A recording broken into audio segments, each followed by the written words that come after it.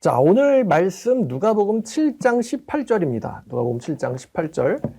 자, 제목은 이렇게 잡아봤어요. 세례 요한. 제목은 세례 요한. 부제는 신천지 반증. 세례 요한. 부제는 신천지 반증. 자, 7장 18절입니다. 요한의 제자들이 이 모든 일을 그에게 알리니, 자, 앞에 보면은 이제 예수님께서 나인성 과부의 아들을 살리신 사건이 나오죠. 예수님이 병 고치시고 죽은 자 살리시고 이렇게 이적을 행하시니까 이 소문들이 이제 쭉 퍼진 거예요. 심지어 누구의 귀까지 이제 들렸냐면은 이제 세례 요한의 귀까지 들렸습니다. 자, 요한이 그 제자 둘을 불러 주께 보내 이르되 오실 이가 당신이까 아니면 다른 사람을 기다리오리까 하라 하매. 지금 요한이 어디에서 이 말씀을 들었는지 누가복음 7장 본문에 나와 있지 않지만 앞에 보면 세례 요한은 감을 갇혔어요. 감을 갇혔다라고 표현을 하지 않아도 이미 지금 세례 요한은 감을 갇혀 있어서 나올 수가 없는 상황입니다. 그래서 제자를 보낸 겁니다. 3장에서 이미 감을 갇혔다라고 언급되어 있었어요.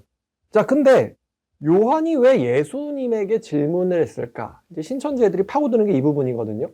세례 요한이 예수님을 믿다가 마지막에 배교했다. 이제 배도했다고 표현해요. 배도자다. 도를 배반했다. 자, 과연 세례 요한의 믿음이 약해져서일까요? 아니면 세례 요한이 예수에 대해서 유혹을 품었을까요? 아니면 예수님의 하는 일에 대해서 궁금했을까? 자, 그 요한이 예수님에 대해서 뭐라고 생각을 했는가? 이걸 한번 엿봐야 되는데요. 자, 누가복음 3장 갑시다. 3장 15절입니다. 자, 세례 요한은 예수님을 누구라고 생각하고 있었을까? 자, 백성들이 바라고 기다림으로 모든 사람들이 요한을 혹 그리스도신가 심중에 생각하니 백성들은 요한을 그리스도이신가? 라고 생각을 했다고 합니다. 제가 백성들의 짐작이 혹시 저 요한은 그리스도 아니야? 이렇게 물어봤어요. 근데 요한이 모든 사람에게 대답하여 이르되 나는 물로 너에게 세례를 베풀거니와 나보다 능력 많으신 이가 오시나니 이분이 이제 예수님이죠. 자, 그러니까 세례 요한은요 자신이 그리스도 아니야? 라고 의심 혹은 질문 받는 것을 알고 있었어요. 사람들한테. 저분의 정체는 그리스도인가? 그랬더니 사실 세례 요한은 나는 아니야 그리스도가. 근데 어떤 분이 오시는데 나는 그분의 신발끈 풀기도 감당하지 못하는 분이야. 그는 성령과 불로 너에게 세례를 베푸실 것이요 손에 키를 들고 자기의 타작마당을 정하게 하사 알고 모아드리고 쭉정이는 꺼지지 않는 불로 태우시리라. 어떤 분이 오실 텐데 그분은 너에게 불세례를 주실 것이고 또 꺼지지 않는 불로 쭉정이를 태우실 거야 라고 세례 요한이 예수님에 대해서 이야기를 합니다. 자, 꺼지지 않는 불로 태우신다라는 표현 한번 기억해 두세요. 자, 그러니까 세례 요한은 예수님을 누구로 알고 있었냐면은 그리스도라고 알고 있었어요. 다른 말로 표현하면 이제 메시아죠. 자, 근데 예수가 메시아고 그리스도라면 예수의 사역들, 지금 예수님이 하시는 사역들은 도대체 뭐지? 메시아가 병 고쳐주러 오시나? 유대인들이 바랬던 메시아가 누구죠? 많은 백성들이 지금 어떤 처지예요? 로마 제국에 의해서 지배를 받고 있죠. 메시아는 왕이란 말입니다. 그래서 헤롯도 왕이 나신다고? 그래서 자기 이 자리를 유지하려고 그 당시 어린아이들을 학살을 했잖아요. 그게 왕 아니야? 그럼 유대인의 왕이 나신다면 그분은 로마로부터 우리를 자유롭게 해주실 분 아닌가?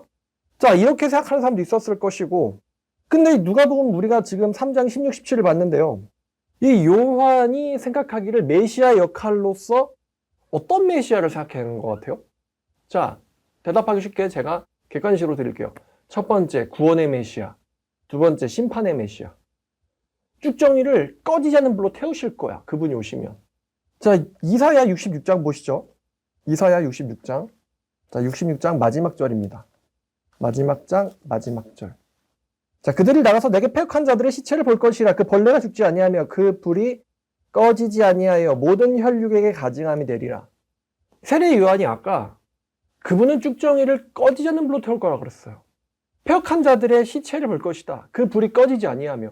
이 꺼지지 않는 불이라는 표현을 세례 요한이 어디서 봤을까? 아무것도 모르면 아무것도 말할 수 없어요. 세례 요한이 꺼지지 않는 불로 쭉정이를 태울 거야 라는 말씀을 하시게 된 어떤 소스가 있을 거 아니에요? 바로 이사야입니다. 그러니까 요한은 이사야를 보고서는 메시아의 사역은 심판이야 이렇게 생각을 한 거예요. 그분은 와서 불세례를 주실 것이고 쭉정이를 태우실 거야. 근데 예수님이 하고 계셨던 일이 뭐예요? 예수님이 쭉정이를 태우고 있습니까? 예수님이 지금 꺼지지 않는 불로 심판하려고 오신 건가요? 그러니까 세례 요한이 물음표? 이렇게 된 거예요. 메시아 오면 꺼지지 않는 불로 쭉정이를 태울 것 같은데 저분은 뭐 하시는 걸까? 자, 근데 다시 누가복음으로 돌아갈게요. 자, 당신이 그분입니까? 아니면 다른 일을 우리가 기다려야 됩니까? 자, 7장 21절 넘어갑니다. 마침 그때에 예수께서 질병과 고통과 및 악귀 들린 자를 많이 고치시며 많은 맹인들을 보게 하신지라. 그때 어떤 일들이 일어나고 있었냐면 고통받고 귀신 들린 자들이 고쳐지고 있었다. 자, 그래서 예수께서 대답하여 이르시되 이제 세례 요한의 제자들에게 하시는 말씀입니다. 너희가 요한에게 가서 보고 들은 것을 요한에게 알려라. 보고 들은 것. 곧 어떤 일이냐면 맹인이 보며 못 걷는 자들이 걸으며 나병 환자 깨끗함을 받으며 귀 먹은 자가 들으며 죽은 자가 살아나며 가난한 자에게는 복음이 전파된다 라고 전해주어라. 너희가 지금 무슨 일을 보고 들었는지 그대로 가서 전해주어라. 그러면서 이 보고 들은 것을 한 줄로 요약을 해주십니다. 한 줄로 요약을 해주세요. 자, 다시 이사야로 가면 이사야 35장입니다. 35장 5절과 6절.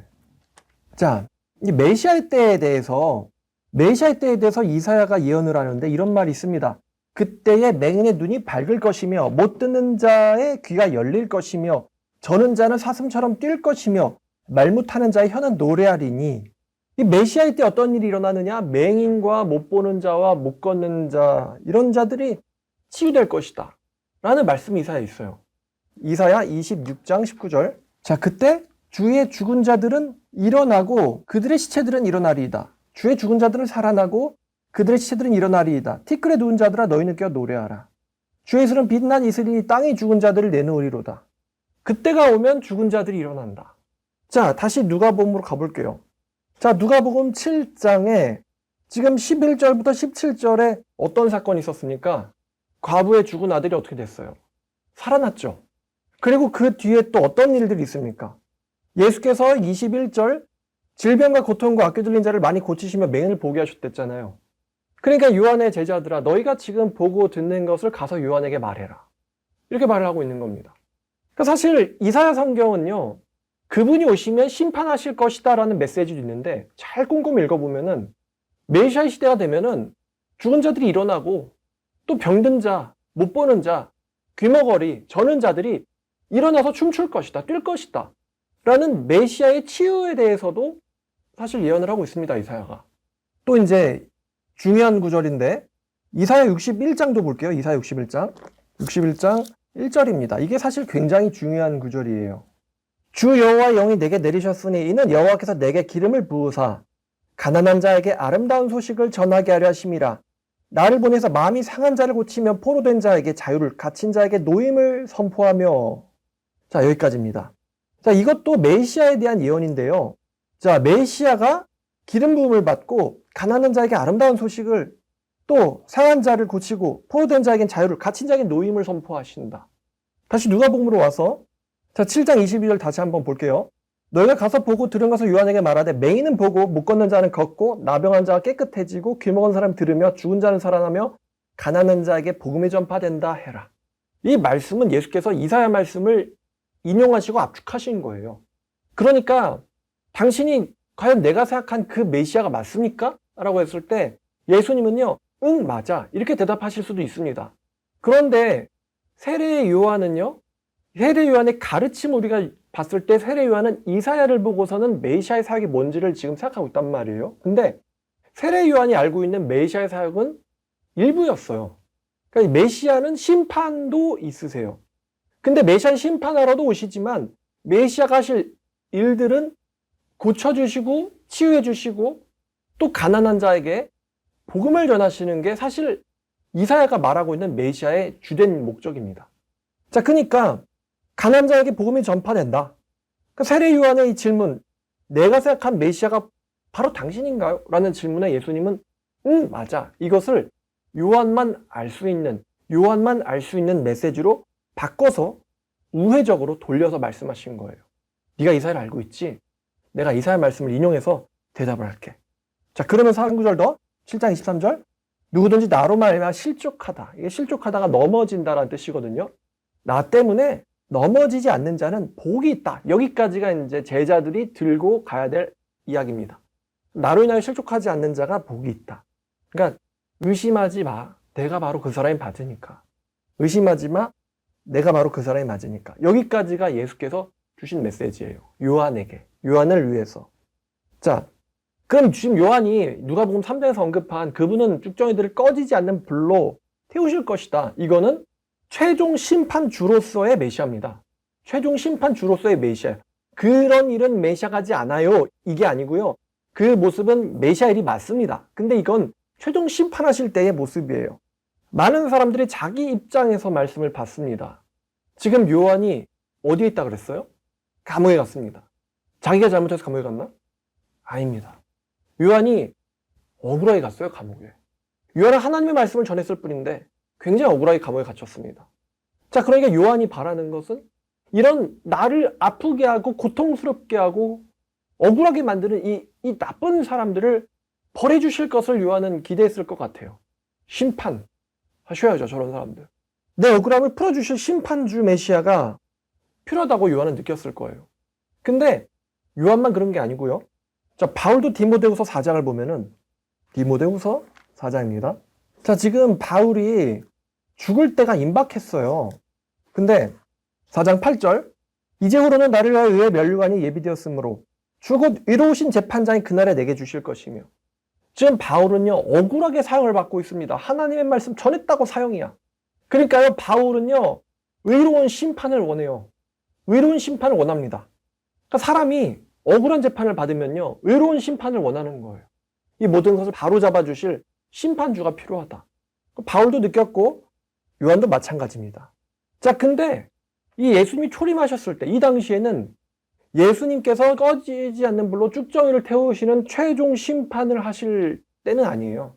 이때는 예수께서 먼저 복음을 전하시고 아픈 자들에게 치유를 해주실 때였던 것입니다. 그 모든 것을 사실 이사야는 다 말하고 있어요. 치유해주시는 메시아, 고쳐주시는 메시아, 돌봐주시는 메시아, 죽은 자를 일으키시는 메시아, 그리고 꺼지지 않는 불로 태우시는 메시아.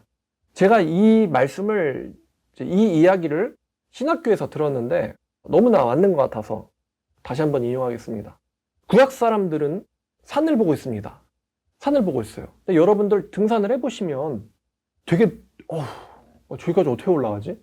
근데 올라가 보면 거기가 끝이에요? 더 있어요?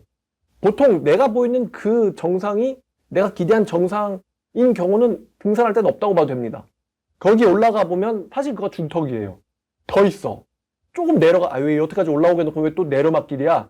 그러더니 또 쭉 올라가죠? 자, 근데 아래서 보면은 고봉이 몇 개로 보여요? 하나로 보입니다. 근데 중턱을 가봐야지 이제 그 중턱에 가려진 진짜 정상이 있다는 게 보이는 거예요. 자, 구약 사람들은요, 과거에서 어떤 사건을 기대합니다.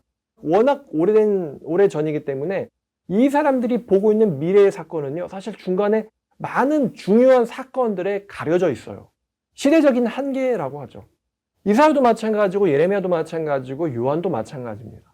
그분 오셔서 이 불의한 상황, 이 불의한 현장을 다 바로잡아 주셔야지 라고 생각해요. 그들이 본 게 틀린 건 아닙니다. 근데 그것만 이 메시아가 하실 일은 아니라는 거예요. 구약 사람들은요, 이스라엘의 억울함을 당장 풀어주실 것을 기대를 했어요. 그죠? 당장 예수님이 예루살렘에 가시면은 뭔가 터진다. 이제 빌라도도 헤롯도 끝장이고 우리 예수님이 왕이고 우린 바로 한 자리씩 차지할 거야. 당신 옆자리에 우리들 다 앉혀주세요. 다들 그걸 기대했단 말이야. 근데 예수님 예루살렘에 가셔가지고 다 몰아내시고 다 처형하시고 자기가 왕자리에 오르셨어요? 아니면 돌아가셨어요? 그 베드로가 뭐라고 합니까? 그러시면 안 됩니다. 그건 안 됩니다. 실제 하나님께서 염두하신 메시아의 사역은요, 이스라엘의 억울함을 이 초림시대 당장 풀어주시는 게 아니었어요. 자, 로마서 11장을 보면은 사실 바울도 이것을 늦게 알게 된 겁니다. 11장 32절부터 36절까지 하나님이 모든 사람을 순종하지 아니하는 가운데 가두어 두심은 모든 사람에게 긍휼을 베풀려 하심이로다. 무슨 말이냐면 이스라엘이 예수님을 믿지 못하고 실족하여 넘어지게 된 사건을 가리킵니다. 이스라엘이 예수님을 믿지 못하게 된 일을 가리켜요. 그러나 그렇게 됨으로 인해서 하나님의 종들은 다 이방에 눈을 돌렸어요. 요나한테 이방 가라고 하니까 요나가 좋아서 갑니까? 불평하면서 갑니까? 불평하잖아요. 사도 바울의 관심사도 유대인들한테 있어요. 근데 어쩔 수 없이, 왜냐하면 유대에 복음이 막혀있기 때문에 이방으로 시선을 돌린 거예요. 그런데 바울이 깨달았어요. 하나님이 왜 이스라엘 백성들을 강팍하게 만들었느냐? 이방을 복음화시키시기 위해서다. 하나님의 시선은 이스라엘에만 머무르신 게 아니라 전 세계에 사실 머무르고 계셨던 것입니다. 이것을 바울이 늦게 깨달았단 말이에요. 늦게. 자, 모든 사람의 긍휼을 베풀려 하심이로다. 오 깊도다. 하나님의 지혜와 지식의 풍성함이요 그의 판단을 헤아리지 못할 것이며 그의 길은 찾지 못할 것이로다. 이들을 생각한 하나님은 이스라엘의 하나님이라고 생각했는데 아니었던 거예요. 이분은 전 세계 모든 인류의 하나님이었던 거예요. 모든 인류의 구원자, 모든 인류의 메시아를 하나님께서는 처음부터 생각하셨던 것입니다. 누가 주님의 마음을 알았느냐? 누가 주님의 상담자가 되었느냐? 누가 먼저 주님께 드려서 갚으심을 받겠느냐? 모든 계획은 누가 설계하신 거예요? 주님이 설계하신 거예요. 이는 만물이 주에게서 나오고 주로 말미암고 주에게로 돌아감이라. 그에게 영광이 영원히 있을지어다. 자, 하나님은 이스라엘을 넘어서 전 세계 복음을 전파하고 구원받게 될 것을 계획하셨습니다. 예수님께서는 요한이 기대한 꺼지지 않는 불로 심판하시는 최종 심판주로서 역할도 행하실 것이지만 아직은 아니라는 것입니다. 자, 그래서 요한이 왜 예수님의 사역에 대해서 오해를 했는가? 심판하셔야 되는 분이 자꾸 고치시고 다니시지? 그럴 수 있다는 거예요. 누구나 오해를 합니다. 심지어 선지자라 할지라도 말이죠. 만약에 엘리야가 하나님의 모든 뜻을 다 알고 있었으면은 왜 자기를 죽여달라고 하나님한테 기도를 했겠어요? 하나님의 모든 뜻을 알지 못했어요, 엘리야도. 낙심을 합니다. 하나님 말씀드렸더니 이게 뭐야? 예레미야도 엘리야도 하나님 말씀드렸더니 이게 뭐야? 모세도 마찬가지죠. 하나님의 모든 계획을 다 이해하고 받아들이는 데는 선지자들조차도 시간이 필요해요. 요한도 마찬가지였던 것입니다. 모세가 기쁨으로 가서 처음부터 제가 바로 이때입니다. 저에게 지팡이만 주시면 가서 다 박살 내겠습니다. 모세가 이럽니까? 그렇지 않아요. 그때 나를 내팽개쳐 두시더니만 왜 이제 오셔서 이번엔 또 가라고 하십니까? 나 거기 쫓겨났는데 왕자할 때 오라고 하셔야지. 하나님의 계획은 40세 때 모세에게 역사하시는 게 아니었어요. 모세도 심지어 나이 80에도 하나님 모든 계획을 받아들이는데 시간이 필요했어요. 자, 이렇게 세례 요한의 제자들이 돌아가고 나서 예수께서 자신의 제자들 혹은 말씀을 듣는 사람들에게 이렇게 말씀하십니다. 24절. 요한이 보낸 자가 떠난 후에 예수께서 무리에게 요한에 대하여 말씀하시되 너희가 뭘 보려고 광야에 나갔더냐? 너희가 광야에 갔지? 근데 뭘 보려고 간 거야? 바람에 흔들리는 갈대를 보려고 나갔어? 그러면 너희가 무엇을 보려고 나갔느냐? 부드러운 옷 입은 사람을 보려고 나갔어? 보라, 화려한 옷을 입고 사치하는 자는 광야가 아니라 어디에 있어요? 왕궁에 있다. 두 번 질문하시고 두 번째는 자기가 대답하셨어요. 갈대 보려고 나간 거야? 아니야. 그럼 부드러운 옷 입은 사람 보려고 광야에 나간 거야? 아니야. 그럼 너희가 광야에 왜 나간 거야? 요한이 어디 사역을 했어요? 광야에서. 선지자 보려고 나간 거야? 그렇지. 선지자보다 더 훌륭한 사람이야. 사실 요한이 좋은 옷 입었어요? 아니면 낙타털 옷 입었어요? 요한은 낙타털 옷을 입었어요. 자, 기록된 바 보라 내가 내 사자를 네 앞에 보내노니 그가 네 앞에서 네 길을 준비하리라 한 것이 이 사람에 대한 말씀이야.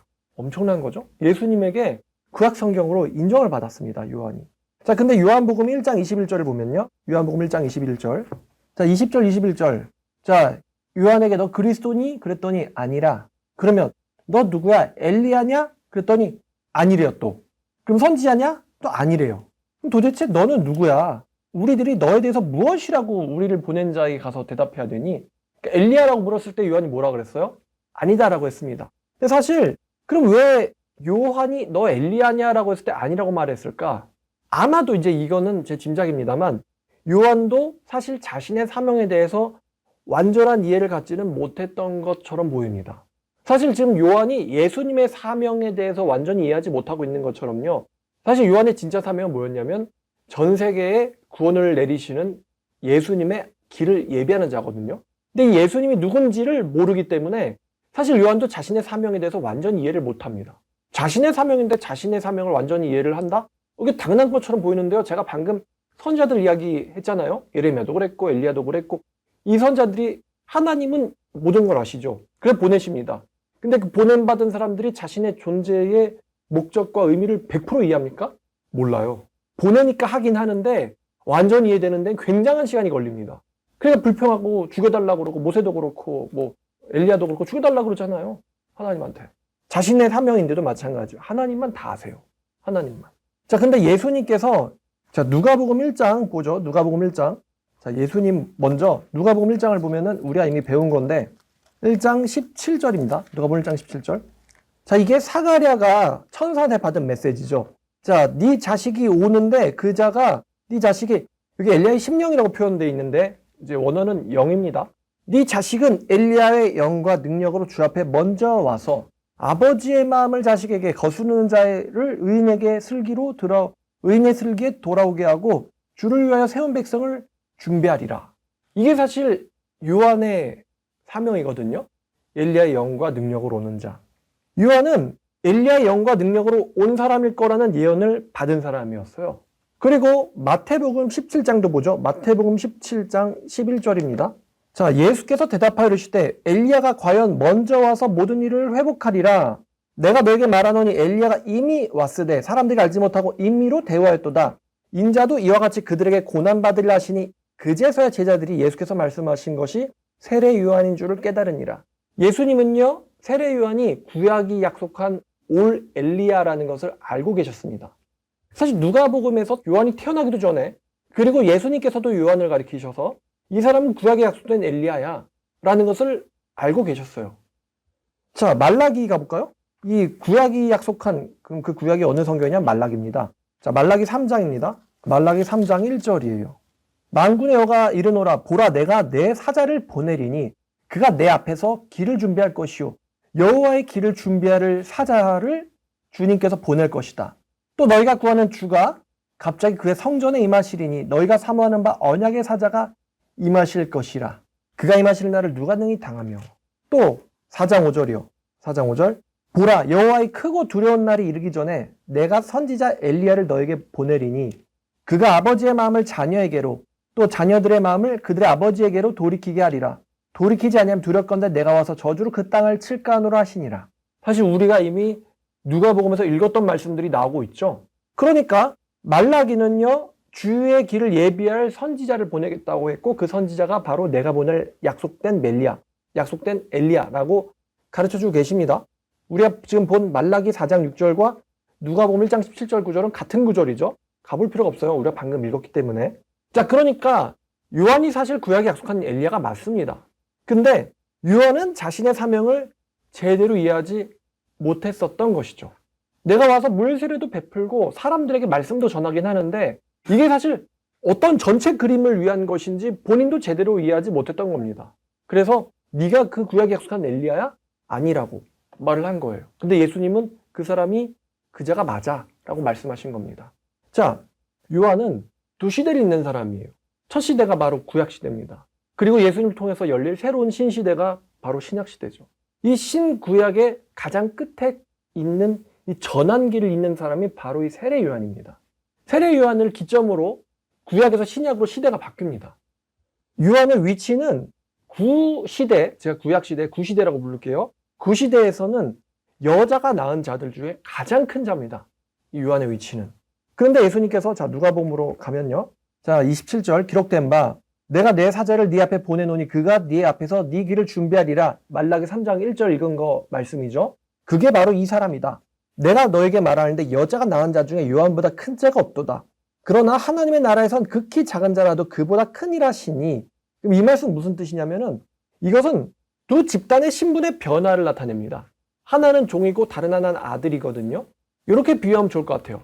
그 집안의 가장 위대한 종도 그 집안의 아들보다는 작다. 이렇게 이야기하면 좋을 것 같습니다. 신약에 믿는 자들은 요한복음 1장 12절, 자 이건 누가복음을 손으로 딱 찝고 갈게요. 1장 12절, 영접하는 자 곧 그 이름을 믿는 자들에게는 하나님의 자녀가 되는 권세를 주셨으니 믿는 자, 영접하는 자는 하나님의 집에서 뭐가 됩니까? 자녀가 된다. 자녀가 됩니다.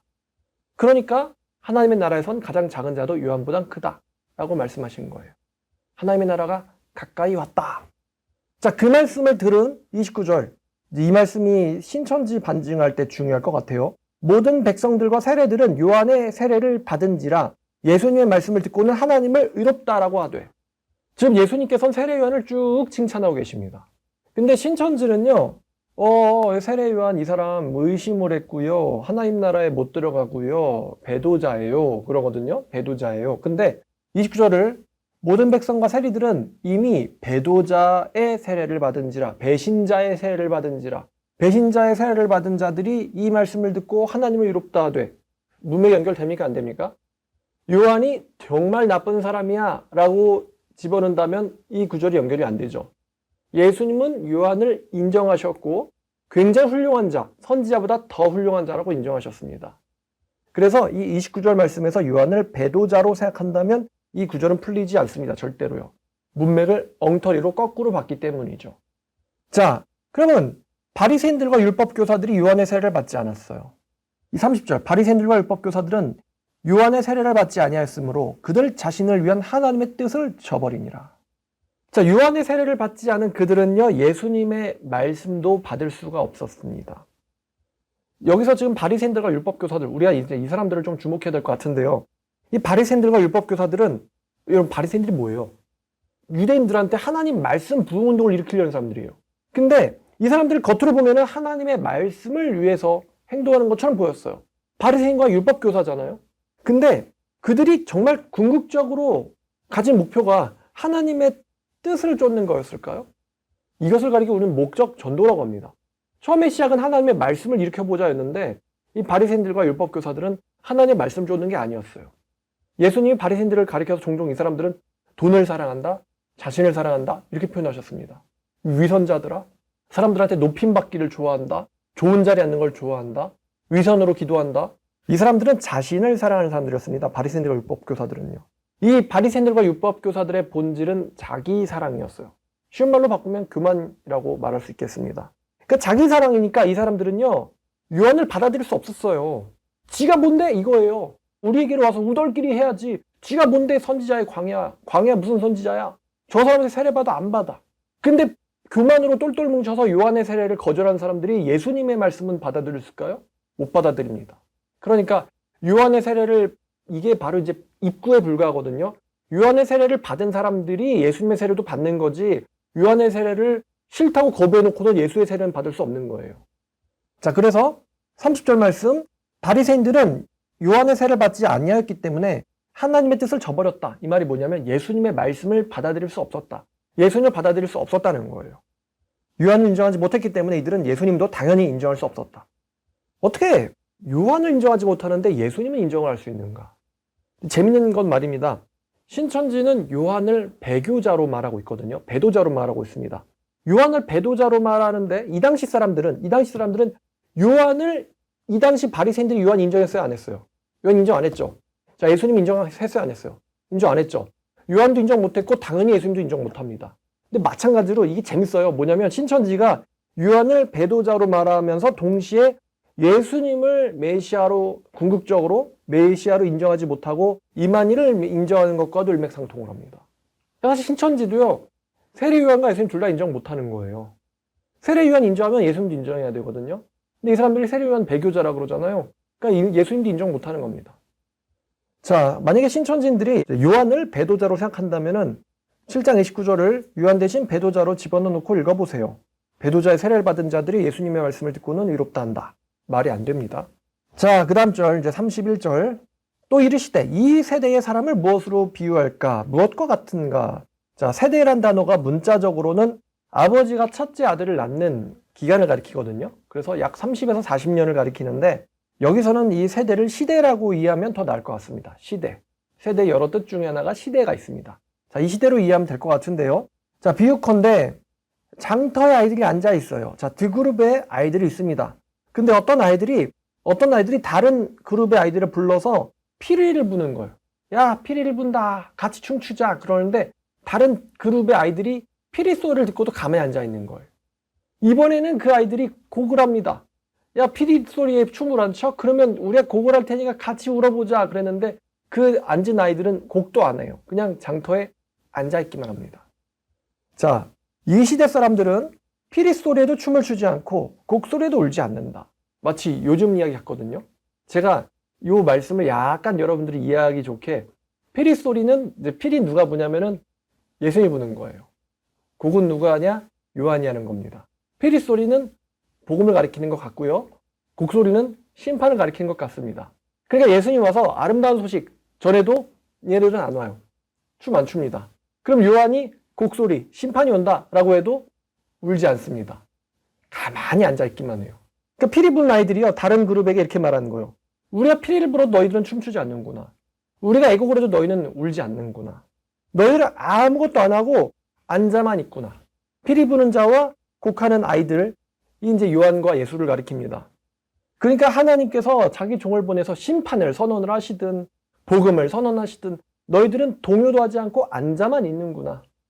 자, 비유컨대 아이들이 장터에 앉아 서로 불러 이르되 우리가 너희를 향해 피리를 불어도 너희는 춤추지 않고 곡하여도 너희는 울지 아니하였도다. 함과 같도다. 또 이들의 이제 상태를 지적을 하시는데 요한이 와서 떡도 먹지 아니하며 포도주도 마시지 아니하며 너희들의 말이 귀신 들렸다 하더니 이게 무슨 말이냐면 우리가 요한의 말씀을 왜 안 듣는지 알아요? 요한은 귀신 들렸으니까 안 듣는 거예요. 전 금욕적이요. 너무 금욕적이지. 무슨 메뚜기와 석청이야. 저 사람은 미친 게 분명해요. 귀신 들렸으니까 우리는 저 사람의 말씀 듣지 않을 거예요. 사실 세례 요한의 말씀을 들어보고 판단하는 게 아니라 요한의 생활 방식을 문제 삼은 거예요. 왜 안 믿냐고요? 요한은 미쳤으니까요. 자, 근데 이번에 예수님 오셔서 인자 가서 먹고 마시며 너희 말이 보라 먹기를 탐하고 포도주를 즐기는 사람이요 세리와 죄인들의 친구로다 하니 우리가 예수님 말씀 왜 안 듣는지 알아요? 저 사람은 너무 즐겨요. 저 사람 너무 즐기는 자이기 때문에 저 사람의 말씀은 듣지 않을 겁니다. 그 사람의 메시지를 들어보고 판단하는 것이 아니고 그 사람의 생활 방식, 요한의 생활 방식, 예수님의 생활 방식을 문제 삼으면서 그들의 메시지를 들어보지도 않고 거부하는 겁니다. 근데 예수님은 이걸 지적하세요. 야, 너희들은 이것도 싫다고 하면서 이것도 싫다고 하는구나. 너무 금욕적이어서 듣지 않을 거예요. 근데 저 사람 너무 즐기니까 듣지 않을 거예요. 사실은 무엇을 받아도 어떤 사람을 보내도 바리새인과 율법 교사들은 듣지 않을 겁니다. 요한의 말도 듣지 않고요. 예수의 말도 듣지 않습니다. 굉장히 너희들은 위선되고 모순되는구나 라는 거예요. 요즘 말로 하면은 이렇게 되겠죠. 어쩌라고. 그래서 어떡하라고. 이들은 메시지를 듣고 판단하는 게 아니라 예수님과 요한에게 트집을 잡고 그분들의 메시지를 거부했다는 것입니다. 자, 그럼 35절. 지혜는 뭐냐면 예수님의 가르침이거든요. 그러나 예수님의 가르침은 자신의 모든 자녀들로 인하여 옳다함을 얻느니라. 예수님의 그 열매는 예수님의 어떤 존재냐라는 그 열매는요. 예수님의 말씀을 들은 사람들로 인해서 인정을 받습니다. 바리새인과 율법교사들이 인정하지 않잖아. 근데 요한의 세례를 받은 사람들이 예수님의 말씀을 듣고는 쫓아오잖아요. 말씀을 듣고 따르잖아요. 그래서 그 지혜, 예수의 가르침은 그 지혜의 자녀들로 인해서 말씀을 들은 자들에 의해서 인정을 얻느니라. 너희들은 미쳤다고 하는데 이들은 듣고 있잖아. 너희들은 미쳤다고 하는데 이들은 듣고 있잖아. 내 가르침은 이들로 인하여 인정받아. 요한에게 세례를 받은 사람들은 예수님의 말씀도 또 예수님도 인정을 했습니다. 또 예수님은 자신의 말씀을 따라오는 사람들을 가리켜서 지혜의 자녀라고도 말씀하신 겁니다. 자, 오늘 말씀이 여기 35절까지예요. 자, 요약하면 적용하면 이렇습니다. 하나님의 사람인 요한조차도 예수님의 행적을 보고 의문을 품습니다. 근데 우리는 사람이 이렇게 의문을 품을 수 있는 것을 보고는 그들을 멸시해서는 안 됩니다. 하나님의 계획은 구약의 선지자들에게조차도 가려져 있는 경우가 많았습니다. 요나가 처음부터 하나님의 계획을 다 인정합니까? 기뻐하면서 갔어요, 니느웨에? 그렇지 않았죠. 시키니까 가긴 가는데 불평했어요. 근데 요나가 요나 이 사람 배도자다, 지옥 갔다 이렇게 말할 수 있어요? 아니죠. 그랬으면 요나서가 남아있지 않겠죠. 요나서가 4장에 되게 뭐랄까 멋진 끝맺음을 하잖아요. 사실 요나는 이러고 하나님의 뜻, 이방인을 향한 구원의 하나님의 뜻을 요나가 나중에는 받아들인 걸로 보입니다. 그러니까 요나서를 남겼겠죠. 자기 자신은 굉장히 우매한 생각이 짧은 선지자로 인정을 하고 있습니다. 근데 하나님은 요나에게 진노하시지 않아요. 하나님은 요나조차도 인도하십니다. 자신의 지혜로. 하나님은 자신의 종들의 의문을 멸시하지 않으십니다. 엘리야가 불평할 때에도, 예레미야가 불평할 때에도 하나님은 그들을 벌하시지 아니하시고 그들을 안아주셨어요. 엘리야는 로뎀나무에서 안아주시고 예레미야는요 지켜주심으로써 하나님께서는 그 선지자들과 함께 하셨습니다. 예수님은 요한의 의문에도 요한의 제자들을 통해서 요한이 이해할 수 있는 언어로 요한을 인도해 주십니다. 아마 예수님의 대답을 들은 요한은요 안심과 보람 속에서 눈을 감았을 겁니다. 예수님 이렇게 말씀하셨잖아요. 너의 사역은 틀리지 않았어. 만약에 예수님이 그분이 아니고 예수님이 그분이 아니라면 그가 이분이 바로 오실 그분이다 말한 요한은 뭐가 되는 거예요? 거짓 선지자가 되는 거고 미친 사람이 되는 거고 요한의 이 금욕적인 생활, 마지막에 이제 순교당하는데 요한의 평생의 삶이 어떻게 되는 거예요? 만약에 예수님이 그분이 아니라면 날아가는 거죠. 헛되게 되는 거예요. 근데 예수님이 내가 그다라고 말씀해 주심으로써 사실은 요한아, 세례 요한아, 너의 사역은 틀리지 않았어. 너는 주의 길을 연 위대한 사람이야. 라고 예수님께 인정을 받았어요. 그래서 요한이 아마 안정 속에서 안심하면서 눈을 감았을 거다 라고 말하는 것입니다. 사실 남자들이 성장하면 죽음이 무서운 게 아니고 자기의 인생이 헛되게 되는 걸 무서워하거든요. 하나님 인정해 주시는 거죠. 너는 충분히 했어. 이제 쉬어라. 자, 한편 바리새인들은요, 요한과 예수님의 말씀을 듣지 않았습니다. 아마 이 사람들은요, 어떤 핑계를 대서라도 예수님의 말씀을 듣지 않았을 겁니다. 그러니까 뭐 금욕주의자가 와서 말씀을 전해도 안 가르치고 즐기는 자가 와서 말씀을 전해도 안 받습니다. 예수님이 죽은 자를 살리든 눈먼 자를 고치든 뭐 나병한 자를 고치든 어떤 이적을 보여주셔도 그들은 받지 않습니다. 참으로 재밌는데 예수님이 병 고치는가 안 고치는가를 보면서 고치셨네 그분이야가 아니라 왜 안식을 날 고치지 하면서 저 사람을 죽이려고 모의를 하잖아요. 그러니까 이 사람들은요, 제가 이렇게 표현을 해볼게요. 회개할 수 있다라는 기능이 처음부터 탑재되지 않은 사람들이에요. 회개할 수 있다라는 가능성이 처음부터 없었던 사람들입니다. 그들의 마음속에는 회개가 들어갈 자리가 없었습니다. 그들은요, 트집 잡기에만 열중했어요. 근데 이 바리새인들과 율법 교사들만 이렇게 부조리한 게 아닙니다. 정말로 많은 대다수의 사실 모든 사람들이 믿지 않는데 핑계를 찾습니다. 믿지 않는데 핑계를 찾아요. 정말 심플하게 생각해 볼까요? 하나님께서 요즘 사람들 10계명이란 단어는 알잖아요. 건강을 지키기 위한 10계명, 행복한 노를 즐기기 위한 10계명 이런 표현 잘 쓰지 않습니까? 10계명이 어디서 온 단어죠? 성경에서 온 단어잖아요. 그럼 10계명이 불신자들로 알고 있는데 무슨 단어였어요? 간음하지 말라, 부모를 공경하라, 이웃을 대적하지 마라, 살인하지 마라. 좋은 계명들밖에 없잖아요. 제가 궁금해 생각한단 말이에요. 도대체 불신자들이 왜 기독교에 대해서 분노를 하고 있을까? 우리 하나님이 뭘 잘못했죠? 그들한테? 우리 하나님이 대한민국 국민한테 뭘 잘못하셨습니까? 예수님이 대한민국 사람들한테 무슨 잘못을 하셨죠? 근데 대한민국 사람들은 예수에 대해서 중립적이지 않습니다. 분노를 하고 있어요. 분노를 하고 있어요. 예수쟁이들! 사막의 잡신! 사생아! 분노를 하고 있어요. 왜? 쉽게 말해서 예수의 가르침이 이웃 사랑하고 원수를 사랑하라는 거잖아요. 너희가 당하기 싫은 걸 하지 말고 너희들이 받고 싶은 것을 해줘라. 이것이 율법이요 선지자니라. 그리고 이분이 십자가에 못 박혀서 우리를 위해서 돌아가셨대잖아요. 미쳤든 사기꾼이든 우리를 위해서 돌아가셨대잖아요. 그러니까 우리를 위해서 돌아가신 이웃사랑을 가르친 분이 뭘 잘못했어요? 대한민국 사람들한테? 길에서 왜 욕을 먹어야 되죠, 예수님이? 없죠. 트집만 잡습니다. 요즘에 개독교가, 요즘에 먹사들이, 요즘에 교회가 기업이지 어쩌고저쩌고. 트집만 잡고 있습니다. 예수님의 가르침에 대해서 생각해보지 않고요. 근데 저는 그게 교회의 잘못이다 라고 생각하지 않습니다. 그들이 받아들이기 싫은 거죠. 자신의 삶의 방식에서 바뀌기 싫은 겁니다. 솔직히 말해서 나 세상 사랑해. 나 세상이 좋아. 나 간음이 좋고 음욕이 좋아. 근데 교회 가르침은 내게 들어오기 나에게 너무 부담스러워. 내 이 삶을 그만둬야 되잖아. 난 나가서 먹고 마시고 즐기는 걸 좋아한다고. 가서 콜걸을 불러야 된단 말이야. 이렇게 말하면 전 솔직하다고 생각해요. 아직은 못 가겠어. 너무 하고 싶은 게 많거든. 그러면은 우리가 기다릴 수 있잖아요. 근데 이 사람들은 그렇지 않아요. 뒤에선 그런 일을 그렇게 많이 하면서도 그냥 요즘 개독교가 어쩌고 자기들이 깨끗한 척을 합니다. 실상 그렇지 않은데. 정남이 이래요. 정직하고 착하게 살고 싶은 사람들한테 기독교는 너무나도 좋은 종교예요. 네가 착한 일하면 누가 기뻐하셔? 자기 만족이에요? 아니에요. 하나님께서 기뻐하셔. 하나님께서 너의 삶을 응원해. 하나님께서 보고 계셔. 나쁜 일을 안 하면은 나 혼자 금욕했네 이게 아니에요. 하나님께서 칭찬해 주실 거야. 정직한 사람들한테 기독교는 너무나도 좋은 종교입니다. 그러나 죄를 좋아하는 사람들한테 기독교는 정말로 불편한 종교예요. 그러나 그들은 자신들의 죄 때문이라고 솔직하게 얘기하지 않습니다. 대신 트집을 잡습니다. 그들 때문에 들어보지도 않고. 똑같잖아요. 이 당시에 바리새인들이나 오늘날의 불신자들이나. 자, 그래서 이 사람들한테는요, 예수님의 가르침, 지혜가 들어갈 자리가 없습니다. 예수님의 가르침을 받아들이려면은 자신들이 자신들의 자리로부터 내려와야 되기 때문이에요. 바리새인들과 율법교사들이. 그리고 예수님의 가르침을 거절한 자들은 요한이 예언하고 또 예수님께서도 비유하신 것처럼 끝날에 곡하게 될 겁니다. 곡하게 된다. 그리고 그날에는 어떠한 용서도 없을 것이다 라는 것입니다. 그때 회개할 걸이라고. 자, 오늘 말씀 여기까지입니다. 제목은 세례 요한이었습니다. 기도하겠습니다. 하나님 아버지, 우리에게 말씀 주셔서 주님께로 돌아오게 해주심에 감사드립니다. 정말 정신 나가서 미쳐있던 삶 속에서 우리를 깨닫게 하시고 불러주셔서 하나님의 지혜로 돌이키게 해주심에 감사드립니다.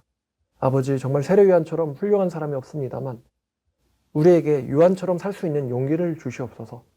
하나님의 자녀처럼 살 수 있도록 도와주시옵소서. 또 그들을 자녀라고 불러주시는 예수님의 사랑에 감동하게 하여 주시옵소서. 예수님의 이름으로 기도드렸습니다.